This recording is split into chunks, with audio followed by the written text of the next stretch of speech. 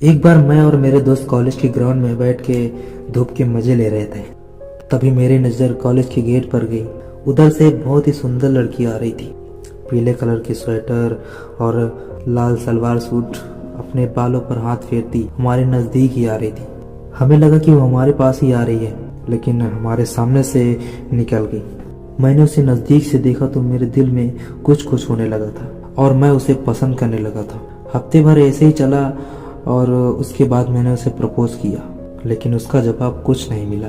मैंने उसे 2-3 बार प्रपोज किया, लेकिन ना ही वो इनकार करती और ना ही हाँ में भरती। बस वो मुस्कुरा के टाल देती थी।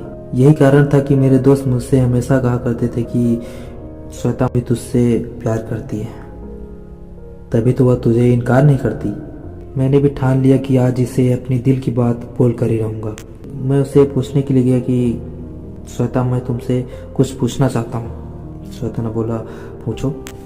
मैं अपनी आवाज़ दबाते हुए बोल रहा था कि उसने मेरी बातों को काटते हुए बोली, ठीक है, आज तुम कुछ नहीं कहोगे, मैं ही कहती हूँ। यह सुनकर मेरी धड़कन तेज होने लगी।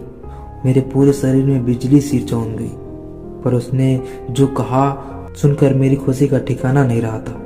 आज मेरी जिंदगी का सबसे हसीन पल था, जिसका इंतजार मैं बरसों से कर रहा था। श्वेता अपनी होठों को मेरे होठों के नज़दीक लाकर हुए बोली, आई लव यू। श्वेता मेरे प्यार को कबूल कर चुकी थी और देखते ही देखते कुछ देर में हम दोनों एक दूसरे के गले से लिपट गए। अब हम कुछ ही दिनों में उसे एक दूसरे से बहुत ज़्यादा प्यार करने लगे थे और इसी तरह पूरे कॉलेज में फेमस हो चुके थे। हमारे सभी दोस्त श्वेता को भाभी भाभी कहकर बुलाने लगे थे। इसके बाद हम दोनों कई बार साथ घूमे, मस्ती किए, कभी इस पार्क में तो कभी उस पार्क में। अपनी बाइक पर ले जाकर जब मैं उसे लखनऊ की सड़कों पर निकलता था तो सारी लोगों की नज़र हम पर टिक जाती थी। लेकिन एक समय ऐसा भी आया कि जब कॉलेज खत्म होने को आया, हम दोनों को अलग होने का डर खाए जा रही थी। दिमाग में अलग अलग अजीब अजीब ख्याल से आ रहे थे। कभी सोचते कि हम दोनों शादी कर लें, तो कभी हमारे परिवार को फैसले का डर सताने लगता था। हमारा कॉलेज खत्म होते ही मैं अपने शहर, वो अपने शहर चली गई थी। उसकी यादें यहाँ पर जीना मुश्किल कर रही थी। कई दिनों तक कुछ करने का मन नहीं कर रहा था, बस यूं ही उदासी में उसकी तस्वीरों को निहारता रहता था। मैं भाई बहनों में सबसे बड़ा था, जिसके कारण पढ़ाई के बाद जिम्मेदारियां बनती थी कि मैं जल्द से जल्द जॉब कर लूं। मैं अपना फर्ज निभाते हुए सब कुछ कर रहा था। धीरे धीरे श्वेता को बुलाने की कोशिश करना शुरू कर दिया।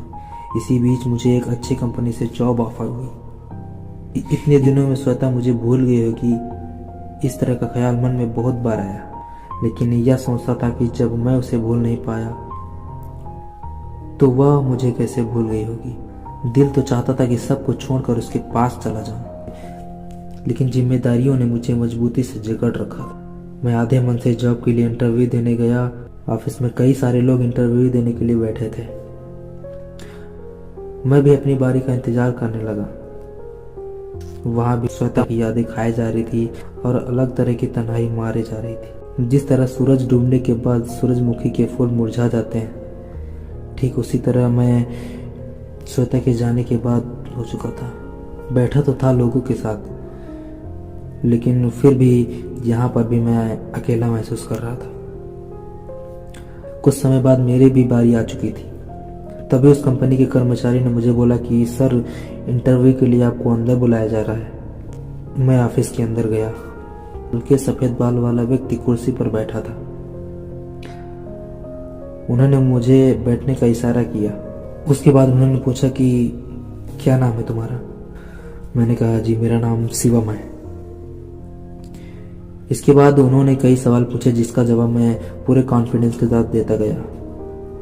उन्होंने कुछ अजीब तरह के सवाल भी पूछे, जैसे तुम्हारे पिताजी क्या करते हैं, तुम कितने भाई बहन हो। इन सवालों के अलावा और कई भी सवाल पूछे, क्या किसी से प्यार करते हो। उनका यह प्रश्न सुनकर मैं हैरान हो गया। भला जॉब के लिए इस तरह का प्रश्न कोई पूछता है क्या। मैंने इस प्रश्न का जवाब खामोशी से दिया। अपने दाएं हाथ में रिंग का बटन दबाकर उन्होंने किसी और को बुलाया और बोला कि इन्हें मैडम के केबिन में ले जाओ।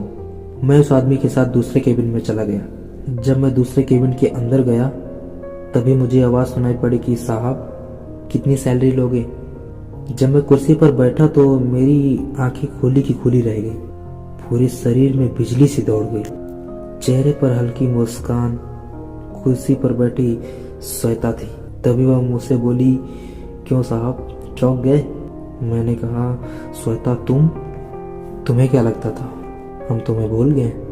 मैं तो तुम्हें उतना ही मिस करती थी जितना तुम मुझे करते, श्वेता बोली। फिर हम दोनों ने एक दूसरे को गले लगाया। कुछ पल तक तो कहीं ऐसा लग रहा था कि हम किसी दूसरी दुनिया में खो गए हैं। श्वेता ने बताया कि कंपनी उसके पापा की है और श्वेता ने खुद बोलकर मेरी नौकरी के लिए ऑफर दिलाई, क्योंकि मेरे बारे में श्वेता अपने मम्मी पापा से बात कर चुकी और पापा उसके मुझसे मिलना चाहते। अब तो हम दोनों मिल चुके थे। उसके बाद हम दोनों की शादी हमारे परिवार की रजामंदी से हुई। जन्मों तक साथ निभाने की वचन देकर आज हम दोनों साथ हैं।